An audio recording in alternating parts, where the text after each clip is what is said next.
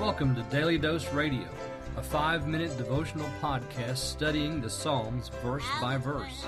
Broadcast from the ever-beautiful Sharonville, Ohio, on the sunny side of Cincinnati. Hey, welcome back to Daily Dose Radio. This is your home for organic, artisanally made, freshly baked, responsibly handled Bible study. It's fresh. Come on in the Bible Bistro, ladies and gentlemen. It's ready for you today. The dining table is set. Today we're looking at verses 122 and 123 in Psalm 119. This is the Iron division, the 16th division. I just counted it up. It looks like we've, not including this week, we only have 6 weeks left beginning next week. Be 6 weeks left in Psalm 119. So I hope you'll enjoy the remainder of Psalm 119. If you've missed any, of course, you can always go back and, pick up the episodes that you missed. We're looking today at these two verses, and we've said that this is the servant division. And today we come to our first instance of the word servant, and that's in verse 122. And I'm reading my translation. Pledge good to your servant. Do not let the insolent oppress me. The insolent. That word, we've seen it before. Actually, it's a favorite word of the psalmist. It means the false, the insolent, the proud is another way that some have translated this. The false accusers. These are not nice people. These are the folks that are setting the traps. These are the wicked, the evil workers. These are the ones, and this particular word being used here, it shows us that, they have continued throughout the psalm to be a problem. And so now in this servant division, the servant says, I've done justice and righteousness. Do not abandon me to my oppressors. Pledge good to your servant. Do not let the insolent. So there we go. The oppressors are the insolent. And notice the way I've translated this, do not let the insolent oppress me. So that word there, oppress, that's the verb.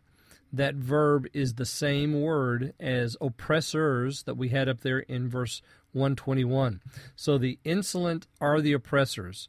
They are insolent, they are oppressors, they are false workers, they're evil, they're wicked. These are the folks that are against this servant of the Lord. And notice that he says, pledge good. There's our word good again, and we had that, back in the Tet division, a beautiful section. If you haven't read that recently, go back and look it up. It's great, and the word good is dominant in that particular division. Pledge good. So this is a token. He's asking the Lord to give him a token of goodness to him. And he calls himself your servant. So this is, of course, written to the Lord, and he's saying, I'm your servant. Pledge good to me. Show me a token. Give me something to hang on to here, some promise. And don't let the insolent oppress me. And here we have again our do not statement. We just had that last week, and we revived it after quite a while. Last week in 116, we had do not put my hope to shame. We talked about the 7 instances of the do not statements that we had so far, and now we're adding number 8 here to it. Do not let the insolent oppress me. And really, it's quite a bit like what we had there in the very first instance of it in verse 8. Do not forsake me utterly. So the insolent, don't let them oppress me. This is another one of our do not statements. And as I read through those again as in prep for this podcast today, I was thinking, what wonderful prayers they make. Let me just read them again. All 8. Do not forsake me utterly. Do not lead me astray from your commandments. Do not conceal from me your commandments.